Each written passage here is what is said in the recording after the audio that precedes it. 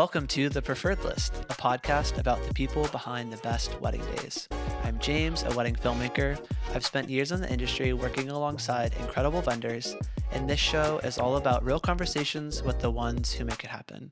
Whether you're a vendor or a couple, you'll get honest insight, good stories, and maybe a little inspiration along the way. Let's meet today's wedding vendor. Dan, how's it going? Good, James. Thank you very much for having me. I appreciate this. Of course. I'm so glad to have you on.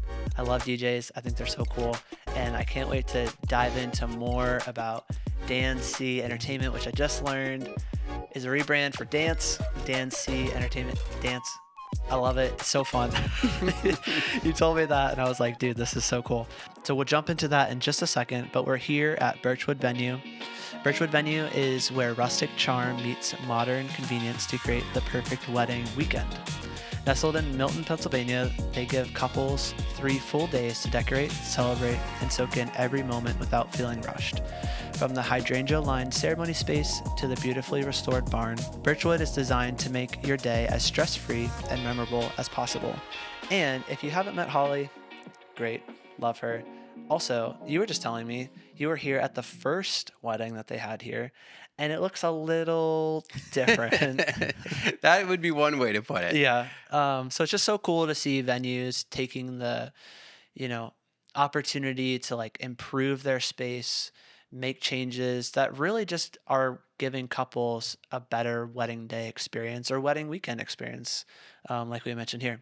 But Dan, I'm so glad to have you on. I can't wait to talk all things DJ. Give me the intro. Like, who are you? I know you're a DJ, but like, what do you do? Where did all of this start for you? Absolutely. So, oh my goodness, this has been a career that's been a long time in the making. Started out doing radio in high school, and as with every radio DJ in my area, it seemed like they were doing events on the weekend. And so I decided it was time to do events on the weekend and had somebody take me under my wing. And I really treated it as just kind of this little hobby that I did and did that for quite a few years. And then quickly learned that people are taking it 100% serious, that they're making full-time careers out of it. And I said, okay, what I witnessed is not what I need to do. This is what I need to do. Yeah. And so that built the business. And so since probably that switch, that flip of the switch probably happened 2010. And ever since then, it's been like full-time job. So it's DJ, we have photo booth, we have uplighting, monograms, audio guest books, but it's all about, like, you would never know that I have a side job, like that I have a full-time, teaching job. DJing seems like that's what I have, and it's been a passion, and I absolutely love it. Yeah. I mean, 2010 was the switch. Like, when did that initial wedding, like, when was your first wedding? Do I really want to date myself on this? My first wedding was 2001. That's awesome. So I was graduating college, and the admissions counselor was getting married, and I had done like little things for the college, but nothing like major. And she's like, "Hey, you want to do my wedding?" I said, "I've never done a wedding." She said, "That's okay." Yeah, that's fine. So that was my first one in 2001. That's so fun. Man, I have so many questions, but to start out, you told me before we started recording, you kind of look at it as 2 full-time jobs. You are a teacher full-time. I mean, that's a normal full-time job. Most people are like, okay, good, got that job locked down, nothing else. Yeah. But you are running a full-fledged DJ business. How are you balancing all of those things kind of together? It has its moments. When I started in the industry, it was, people got married in the summers. It was like June, July, August. Like, those are the prime dates. You'd have a couple spring, a couple fall. Like fit well with the teacher 100%, schedule. Yeah. But it didn't stay that way. Yeah. Obviously, as we know, like fall became busy, yeah. and that's tough. That's really my September and October becomes very stressful because the school year's kicking off. The wedding business is like full-fledged, like prime time season. Yeah. So it becomes difficult. But I do a lot of my planning and a lot of my prep work and everything like weeks, months in advance. Okay. I'll actually meet with my couples for their final planning meeting 2 months in advance. Some of that's to give me some time, but it's also allows me to go, you don't have to worry about this. We talked about this. Yeah. Like, you don't have to worry about like the week before your wedding, we're nailing details. Now we got it. So it really helps to kind of have that plan in place ahead of time. Yeah, I mean, well, it's got to make the couple be like, oh, okay, yeah, he's got it under control. We don't need to worry about anything. But you're balancing a lot, Hmm. which I can't imagine that. Like there's moments where it's probably easy, but there's moments where it's like, whew, I'm in over my head a little bit. What do you have in place to kind of keep things organized? Systems that kind of keep you like I know when I have weddings and what the couple is and what their songs are and all that kind of stuff. So I use a software called DJ Event Planner. It's a company based out of Minnesota, and Minnesota. yeah, pretty much. It's really nice, but no, they have a software that allows us. It's web based, allows us to do a lot of automation types of things. So a lot of my couples will receive emails from me, monthly, that I don't have to try and remember to send out. Gotcha. And they're check-in type of things, right? Like, hey, by the way, at this point in the process, you should have X, Y, and Z. And then some are related to DJing, some are just related to being ready for their wedding. Oh, And it nice. really tries to keep them on track so that when it comes time and I'm like, okay, it's time for us to sit down and meet.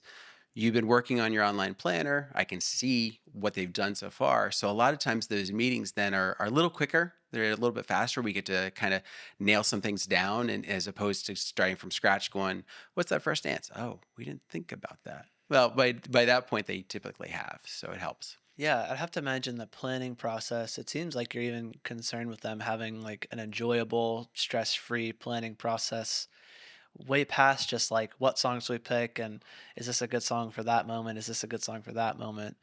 Which is kind of cool to see. I've had a lot of couples who have reached out afterwards, and they're like when we're doing the meeting or at the end of the meeting, and they're like, there was a lot more to that than what I expected.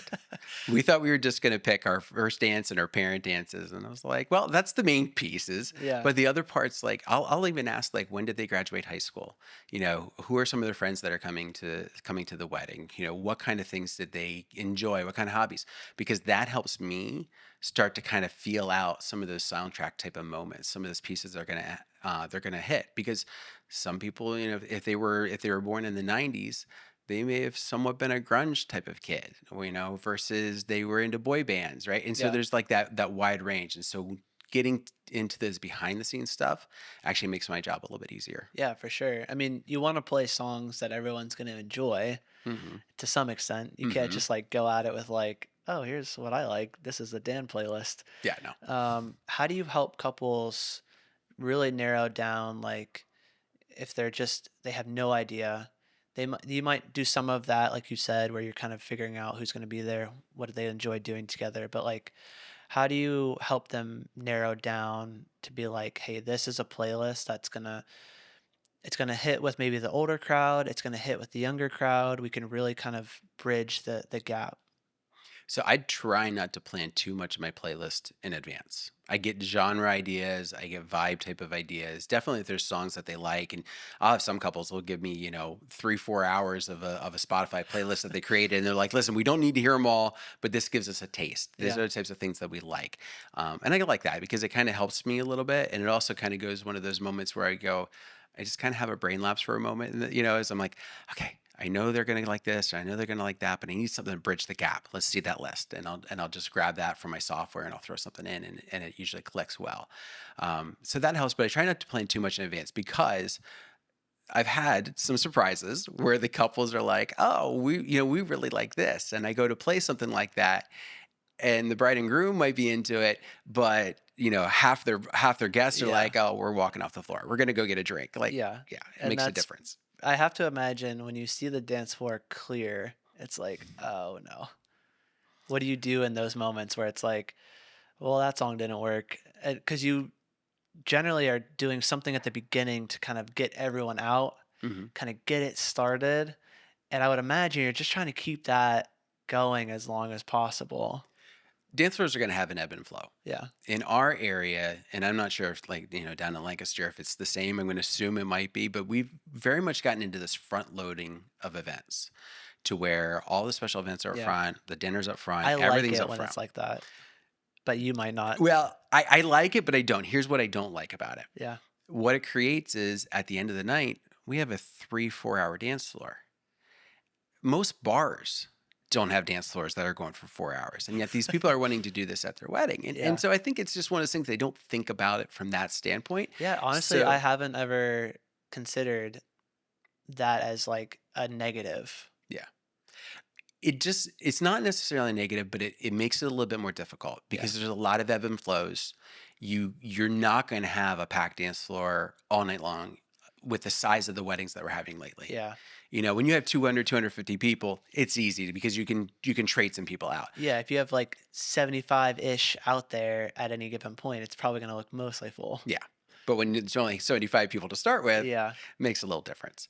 So having some of those ebb and flows and not panicking in those moments, knowing things that can happen. Just this past weekend, we started off with like a reverse anniversary dance where we built the dance floor. And so we had all of our married couples on the floor. And then I went to an older track that was going to appeal to all audiences, kept them on the floor for a song. But eventually I got to kind of transition a little bit and I started to lose a few of them. I will also say we were at a barn venue. It was beautiful night. The sunset was just Dude. absolutely stunning. Yeah.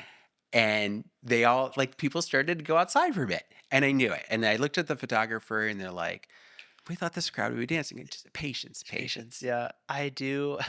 It's tough because we were just at a venue that similar barn venue, but there's so many different like places that people could be that were not the dance floor. It's, I have to imagine like that's patience, but it's tough to be like, there's not like this central spot where everyone's meeting and enjoying each other's company, dancing, having fun. It's like, oh, you can go down here, go on the terrace, or go on the deck, or go over here, play cornhole. And then there's like a beautiful sunset. So everyone wants to see the sunset. It's like you're also trying to like curate the vibes a little bit. Hmm. Like, how are you balancing some of that? Or maybe is there like a song that you can play that generally gets like people back? I often tell couples that the guests are going to go where you are. If you're not on the dance floor, if you're not near the dance floor, I could play the hottest song, I could play their favorite song, and they're not going to budge towards that Yeah. dance floor. So, No amount of Pink Pony Club is gonna get everyone back. well, that one Maybe. might lately. That one might Yeah. actually, but no, it begs them to kind of think about. So a lot of Yeah. times, what I'll do is that list that I get from them that might have a couple of their favorites, I'll throw that in Gotcha. because they will come back Yeah. because it's their wedding. And so sometimes that's just enough of a little spark to be able to kind of bring them back and bring them in. But in the same respect, like I said, if it's a nice night and I've got a beautiful sunset and things like that, I'm not going to go into like background vibes, but I'm not going to beat myself up the fact that I don't have them back because I know they will. Yeah. I know as soon as that sunset's a little bit more, It's a little they're bit later. Yeah. they're going to come back in. They might go out for another drink. They might come, there's going to be more of an ebb and flow, but it's now the dance floors are where they're going to be, where Yeah. they want to be. It is so true. I love when the couple is in the center of the dance floor, just having the time of their life because it just everyone flocks there. And it's just so fun to see them just be in the center. Maybe they don't love the attention. I love when everyone's around them because it makes for just such a cool visual, Hmm. being a videographer myself. But it's so fun to just see them like having such a good time. But you're right, like if they're out there, people are gonna be out there with them because I mean not everyone wants to dance, but like for the most part, it's gonna be a full dance floor. But you watch, even the ones that are not dancers, where are they going to be? They're going to be at the tables that are near the dance floor. Yeah. They're going to be watching them from the side. Like even your wallflowers, the ones that are not going to dance for anything, or they're only going to dance to a slow song. They'll position themselves so that they can watch what's going on. Yeah. It's always funny to watch and people watch and see what's happening with them. Yeah, you have the best spot for it too. Oh, absolutely, absolutely, I love it. I love That's it. so fun. Can you give me kind of just like a rundown, like describe your DJ style and like even just a little bit of what goes into like how you mix songs together and what that process looks like for you? So it's kind of funny that you bring that up because that also mentions kind of how I start to bring them back. I don't play typically the full song. If it yeah, Yo, if you're a DJ, do the Dan thing and don't play the full song, please. yeah. Yeah. Now, I will say there's a couple exceptions because there's a couple exceptions that Yeah. I could play a 12-minute version of it and they're going to be dancing the Yeah. whole time. But no, I'm not exactly a quick mixer. I'm kind of what they consider somewhere in the middle. So for those of you that are not in the DJ realm, um, quick mixing is where like every minute, minute and a half, you're out of a song. Full Which is lengths, like a minute and a half is like maybe a verse chorus, maybe maybe. another verse. Maybe, yeah. I Like mean, now it's some of them now you're getting 2.5 minutes for the full song. yeah. So you're right. So sometimes you do get two choruses out of it. Um, Chorus being the like part that most people know. The one you're Just singing at the for top of your non-music lungs. people, most people know the chorus. It's like Yeah. the most recognizable part. Yeah. So that's quick mixing. I kind of go somewhere in the middle. Okay. So I try to do about half of the song. So sometimes it's a verse, chorus, and then I'm out. Sometimes the song might have a great instrumental break. That's a beautiful spot to duck out because it almost feels more natural. Yeah. I don't have to cut the lyrics out. And there's some different things that I can do styles of mixing without going to any of those weird specifics, but that can cut vocals out that You allow me could to like mix better. kind of just like if a DJ is really just kind of fading songs, like what could they do to kind of step up from fading? Like what would be that next step? It's like they're kind of just like songs kind of over, they're just fading to the next one. You lose so much energy that way. Yeah. You lose so much energy because the guests are like they're dancing to the song kind of ends, the next one's starting, so they're coming down, but they haven't come in. And especially if the beat doesn't match, then it feels like what they call a train wreck. So if you're a DJ doing this, like definitely start with some of the basics. Start with stuff that have the same BPM, that have relatively the same beats. If you really want to just like start real basic, is find two songs that are sampling the same track and Gotcha. then just mix them together. Get used to hitting the beats on the same spot, and then gradually get up to where they're a little bit farther apart. And there's other cut edits and dropping. They call drop it on the one where song is coming along and you hit that first downbeat that's really hard, that's noticeable for the song. Maybe even bringing it right in on the chorus to make it feel like it's there. And then there's tons and tons of tricks you can learn from that. But Yeah, what it sounds like you're intentionally curating, for lack of a better word, like the vibe of the dance mhm, floor, um, in the way that you're mixing songs together, and even like the next song in the cue that you're kind of giving yourself. mhm. Um, is there like how much is going into noticing what people are enjoying, trying to play more of that, still trying to kind of maybe get some of the old stuff in there here and there. Like, are you slowing it down a bunch? Like, what's that kind of like? You're kind of actively putting together that playlist for what I'm gathering. My brain is fried by the end of the night. It really is. I mean, when you Yeah, think about the number of computations as a math person, sorry about that, but the number of computations that half you, the people are like tweaking out yeah, I like know they're like computations. math, algebra. Wait a minute, what? He's a DJ. What are you talking about? No, so like when I'm thinking about the tracks that I'm going to play, I think about where can I go next? What within even if I'm at one spot, I can go a little faster, I can go a little slower, and it's that internal turmoil of I want to be able to keep the people that are there so I know what they're responding to, but I want to get away from that for a simple moment because I want to bring in some of that crowd that hasn't been dancing, but I know will dance, right? Sometimes you get you beating yourself up from, you play stuff and you're like, well, they're not dancing. All right, I guess I got to go over here and get them on the floor. I went over, and they're not going to dance. Yeah, Like, so you kind of have to have a sense of, responding and watching. Are they tapping their toes? Are they bobbing their head? Are they responding to the music, but they're just not on the floor because it's not their style? yeah, And those are the kinds of things that you look for to kind of help bring them in. The best thing is not to go too drastic in any one direction and from song to song. gotcha. The best thing you can do sometimes is throw that slow song in sometimes to kind of give it a breather, give Yeah, everybody a chance to kind of it's almost like reset. a palate cleansing. Exactly. Exactly. So but I will say lately the trend has been very much away from slow dances. Couples don't I want kind them. of I kind of like it honestly because of the and I can see how a 3 hour, 4 hour set of songs could be a lot on your shoulders now that I'm kind of seeing it from your perspective.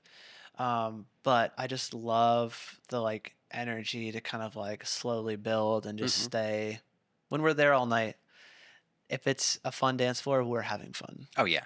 Yeah. Selfishly, a little bit, I That's guess. okay. One of my I gotta say one of my favorite reels recently that somebody shared out.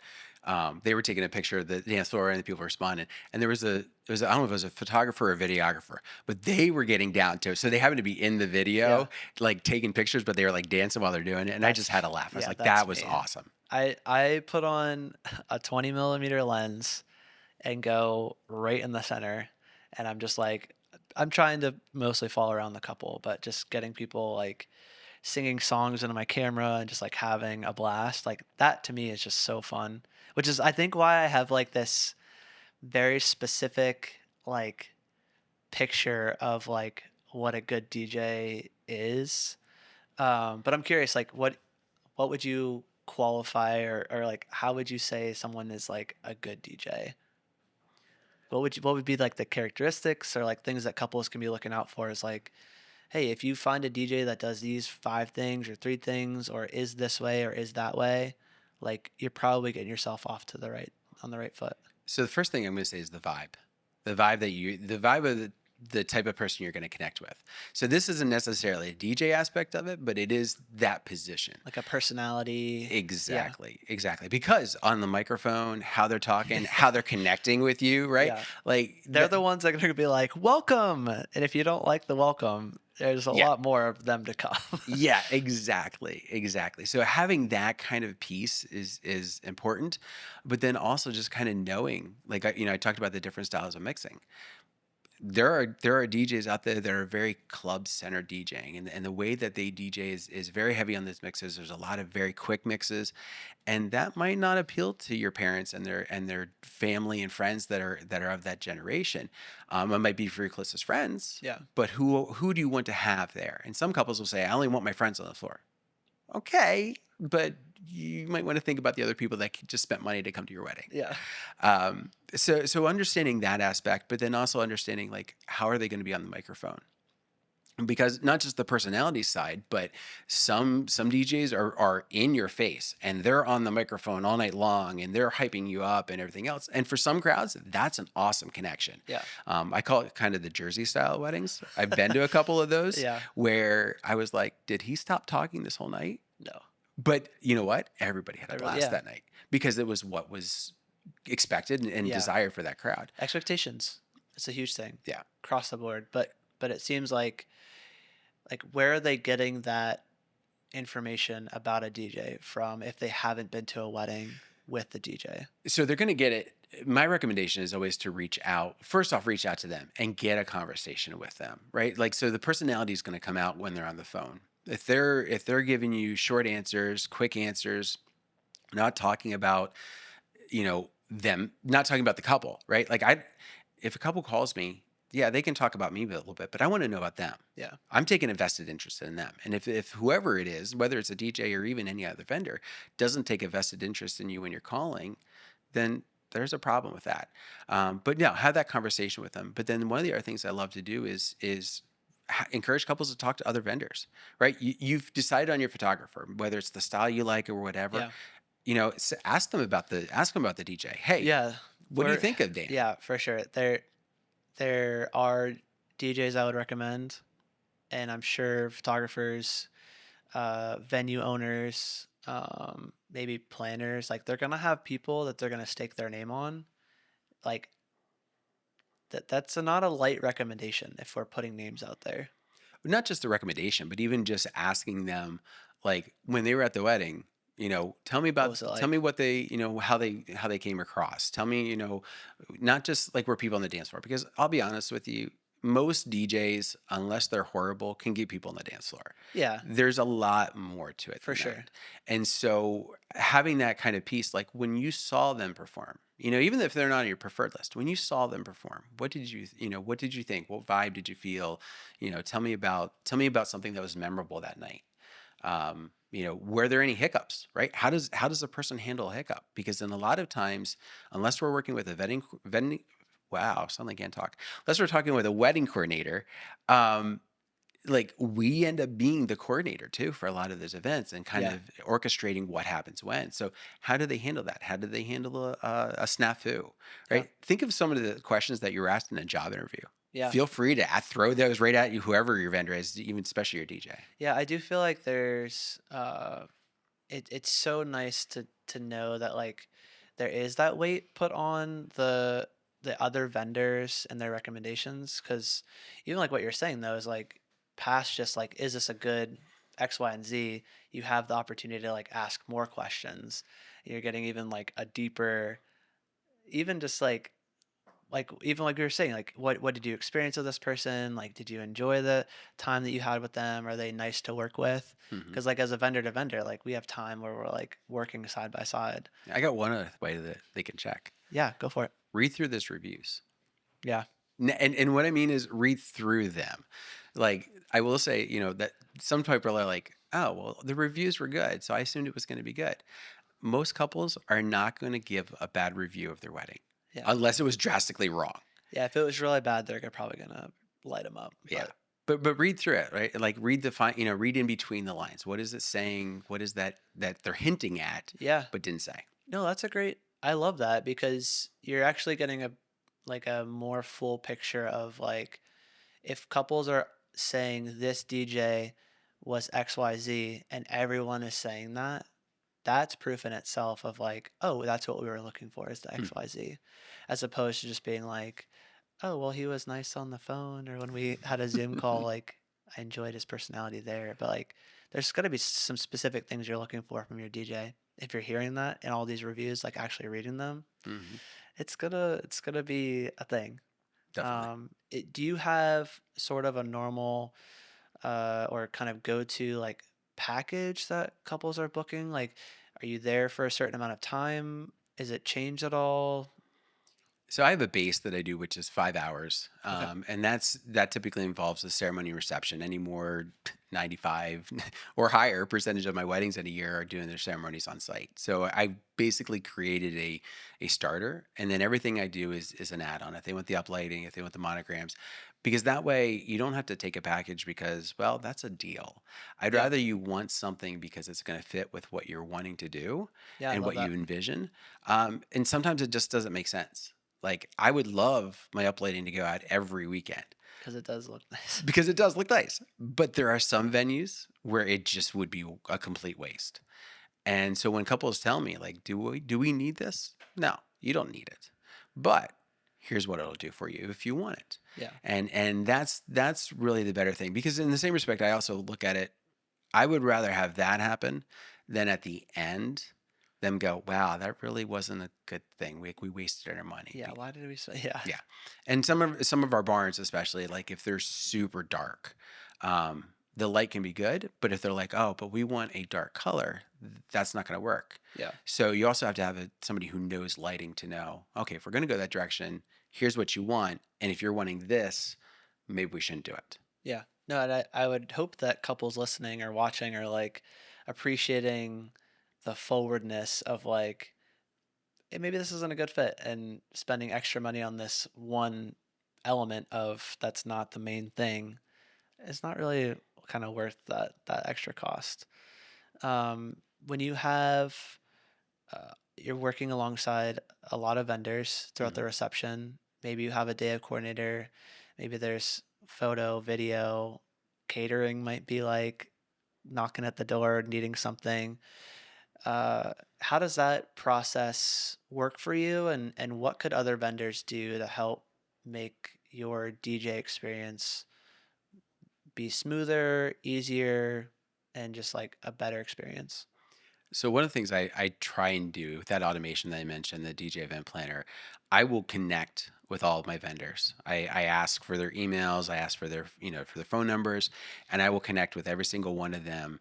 And just a quick little, hey, by the way, I'm the DJ for Bobby and Susie's wedding coming up this weekend, or whatever the date is when it sends out, and just wanted to touch base with you. Yeah, And then when we get a little closer and the timeline has been finalized, which I like to do 2 months in advance, they get that. And so they have that ready to go. So that way the day of, like they're not questioning, but I have it printed out for them just in case. yeah, So it's one of those things that kind of that communication that way up in advance really helps. So that the day of, we're all on the same page. We're not questioning. Hey, by the way, like, oh, I what's had this happening? starting at Yeah. 4:30 and you had it starting at 4, or like I had the first dance and then speeches and you had first dance and then parent dances. I love when DJs are just like on it. They're like, here's the list. I'll get you when we need you. Go do your thing. Yeah.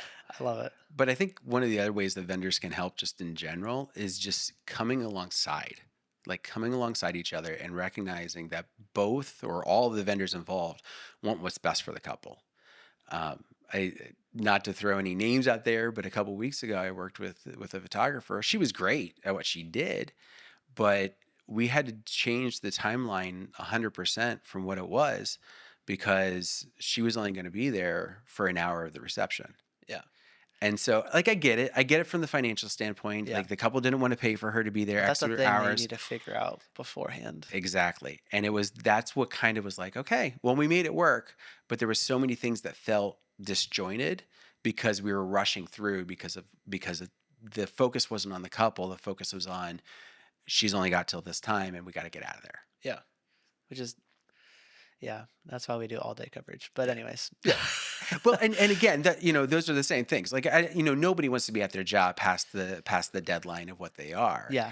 Yeah. But I think that's where sometimes the best thing you can do is go, what's your envisioning? What do you want? Okay, this is what it's going to take to be there. Yeah. Not, oh, here's what you bought. Let's make it work. Let's try to It's kind fit of- it into yeah. it. Yeah. Like the cart before the horse kind of Mhm. thing. So you have sort of like an MC part of your job, Mhm. and you have sort of like the mixing, DJing part of your job. Do you like love both? Do you love one more than the other kind of thing? It's funny. I don't necessarily come across it, especially when I'm in DJ mode and MC mode, right? I am very introverted. Could have fooled me. I am very much behind the scenes. So what ends up happening is when I go to grab that microphone, I talk about flipping the switch, right? I flip the switch. I go into, for lack of better terms, performance mode, and it helps me understand where I'm coming from, right? It kind of helps keep me grounded too, to kind of know, "Huh, I still have that other side of me back behind me, Yeah. but it helps me to keep moving forward. So which do I like the more? I do like the DJ side a little bit better, just because it's orchestrating the music, it's getting them responding, they're dancing. But I love the NC side because I love the emotion. Yeah. So one of the things I do is I do what's called an audio amazing love story. Don't do it often, fortunately, because it takes up a lot of time to put together. But I'll interview my couples, I'll record it, and then I splice it together and I share their love story with them. They're sitting right there, but we take the audio clips That's so and cool. we throw it in. So I'll be talking, and then Joe said, and all of a sudden I hit, and there's Joe's voice coming out. That's awesome. And we lead all the way up, and we even we have them completely tell the engagement story. Like how did whoever propose, how did that happen? Walk me through the entire thing. And we splice it up. It takes about 10 minutes to do, but it is purely emotional. And it's a lot of laughs. It's a lot of all That's so moments. fun. That's so cool. I've never heard of that before. Yeah. So there's different ones that have done love stories. That's kind of a trend that's been out there for a few years. But this version of taking their audio was something I picked up from a workshop I went to. Yeah. So you mentioned early on, I'm gonna go back like 40 minutes from now. You mentioned early on that when you were taken under the wing of those couple DJs that were doing some of the events and kind of branching out, and you're like, oh, I could do that too. Like I didn't know that was a thing. But you mentioned something about like not wanting to do it the way that they were doing it. There was something you noticed that was different. And I'm curious, like, what did you notice? And then, like, how has DJing weddings changed from 2001, 2010 to now? So some of what changed then was just because they were weekend warriors, and they treated it very much like that. It was extra money that was coming in on the weekends. Some of them made great money doing it, so it wasn't that they weren't putting any effort in, but it just wasn't the same type of piece. It wasn't the same type of mentality. And so when I saw what they were doing, I recognized that I needed to treat it with a lot more respect. This is somebody's once in a lifetime event, or in theory it is. Yeah. And so I want what I can do to make that work. In 2010, when I saw these other DJs that were doing this full time, and I was like, oh, and it wasn't, for a while I contemplated even doing it full time. Like I thought maybe that was what I would do. Yeah. But I just Oh, couldn't. like not even any teaching. Not any teaching just at all. teaching. Like, Yeah. and then what was rough was by the time I realized that, I was already teaching. Oh, So it would have meant stepping away. And around me, Saturdays are the only days weddings happen. Occasional Friday and Sundays, but so it would have been a lot to kind of ramp it up to the point of being full time. yeah. So, 2010 though, weddings were interesting. Like it was very much a focus on the party, a very much a focus on the special events and having as many people as we could there. Yeah. Fast forward to today, it's what's important to the couple. Yeah. We don't like our focus on attention. We're going to cut the cake because we have to cut the cake, but we're going to do it over here on the side with nobody, no hoopla around it. Yeah. We're not going to do the garden bouquet toss because we always thought it was cringy. So even though there might be a story behind it and a Yep. tradition reason why it was done, I couldn't even tell you what it is. I could. There you go. Thanks to a workshop I went to. There you go. Yeah. Yeah. But those elements, because they're not important to the couples, have gone Yeah. by the wayside. And so what I love is the fact the weddings have become more about what's important to the couple and less about the tradition on the side. Yeah. Or even just like what other people are thinking or Right. saying or Oh my feeling gosh, or yeah. wanting. Yeah. It It's just been seems so nice. silly to me, but it's a tradition thing. I'm guessing more than anything. Yeah, so many things were done as a tradition. Like, why even the way the cake is, even with the original tiers of the cake, it was all dates back many years on how things were set up. And so there is the tradition. And so people just kind of always carried it through, Yeah. never really understood. Yeah. What I love is the couples who ask those questions and then they go, that's really cool. Okay, maybe we do want to do it. Yeah. You Right. know, And and that's they fine. get the novelty of the tradition. Right. I'm curious if there's like a DJ out there. Maybe they have a ton of DJ experience. Maybe they have none. And maybe your answer would be different for those two camps of people. But what would you recommend for them to do, not do, to get started DJing weddings? First off, see if you can shadow somebody. Like if you don't want to come alongside and be a part of somebody else's company, like I think that's one thing too many people jump into it without realizing it's an option. There are established DJs that would love to take people under their wing and have them as a member of their team and pay them pretty decently to do so. Yeah. There are others who also treat them like, you know, Yeah. crap, but it is what it is. But to reach out and if nothing else, shadow some of those DJs. Go to the conferences. There's DJ conferences all over this country. There's big ones. There's small ones. There's workshops that you can be a part of, and do that. Don't be afraid. You don't know everything. Yeah. And even if you've been DJing for X amount of years, you're going to learn something at these events. Um, I love the fact that we have YouTube and everything else, and we can learn everything from it. But there's something that you're going to get at those conferences that you will not get from watching a video. Or shadowing someone and Right. seeing a good DJ doing the thing that you're maybe trying or wanting to do. I used to. It kind of it stopped with COVID, but prior to that, about once a year, I would have one weekend where I knew I wasn't going to book anything. I knew really wouldn't have anything, and I would just call a couple of my buddies up that were in different parts, or a couple, guys that I shadowed or not shadowed, but had met at conferences, and Yeah. was just like, "Hey, do you have a wedding this weekend? Whatever weekend that it is, and do you mind if I come along? I'll be your roadie for the day. Tell me how you want me to dress. What do you want me to do? I just want to watch you. I want to watch what you do." I mean, I've been DJing for, 10 plus years at that point, but I was still like, what can I learn from them? And it was such the great experience. And then they would also at the end, it was like, okay, let's go have a drink. Let's pick your brain. Like, what did you see me do? Yeah. What feedback can you give me? That's so cool. It's such a good idea. Oh my gosh, it was great. And if it wasn't for COVID, like, which kind of put the kibosh, and then it's been Yeah. trying to rebuild that. I But know. Yeah, like the refiguring out how all of it works together. If you had some like parting wisdom for couples, like one last tip for something that they should be doing in this like hiring a DJ process, what would that be? when it comes to couples, you know, connect, make that connection. I cannot stress that enough. I know I mentioned earlier, but I cannot stress that enough. You're putting a lot of faith in the person you're about to give a microphone in front of an amplified system, in front of all of your guests. You're putting a lot of faith in them in what they can and cannot do. So calling them up or sending them an email and going, well, how much do you charge?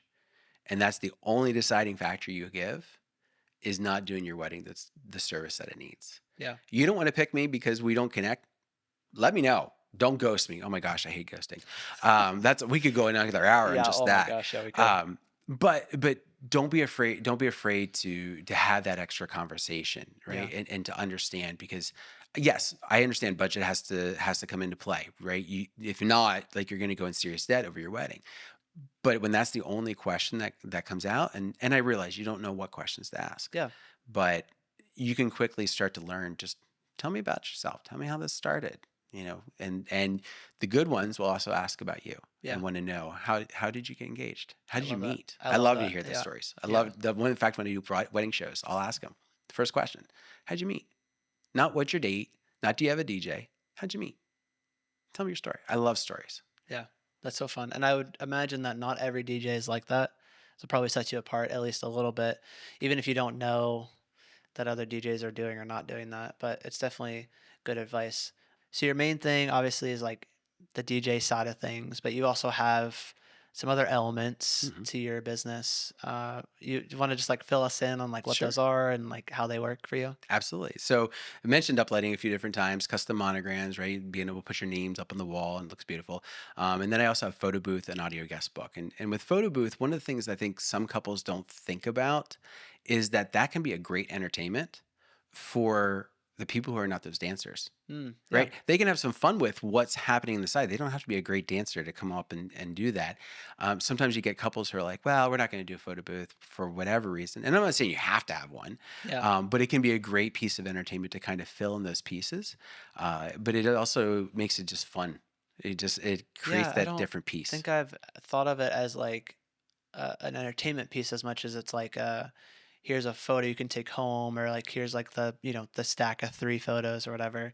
But it is really something that like in the I'm assuming the audio book is the same kind of thing. It's like these are things that or not couples, but like I guess couples or just different guests that are at your wedding, they can go do these things if they're not really into dancing, or if they want to break from dancing, they can go do these things and then come back out on the dance floor. Yeah. So the audio guest book, it's a telephone that records. Yeah. So you pick it up and you leave a message for the bride and groom. So it's not the whole handwriting one. And what makes it nice is you got grandma's voice there. Yeah. I'm sorry to say it, 20 years from now, she might not be with you, but you still have her voice. Yeah, that's so fun. It's a lot of fun. I even have a phone booth that they step Oh, really? into. So it like kind of creates that whole experience with it. That's so cool. But yeah, it's just different. But I like it because again, like you said, it gives that other piece, that other thing to do. Your ones that are dancers are still going to use it, Yeah. but it's the ones that are like looking for something else to do. It's a great moment. Yeah. No, I love that.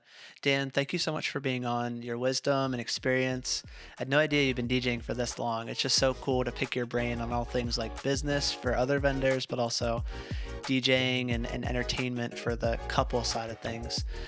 Where can people find and follow along with what you're doing? Absolutely. So website danceentertainment.com. On Instagram, DJ Dan C ENT. Had to be careful because like there's so many variations. Yeah. I tried, it didn't work.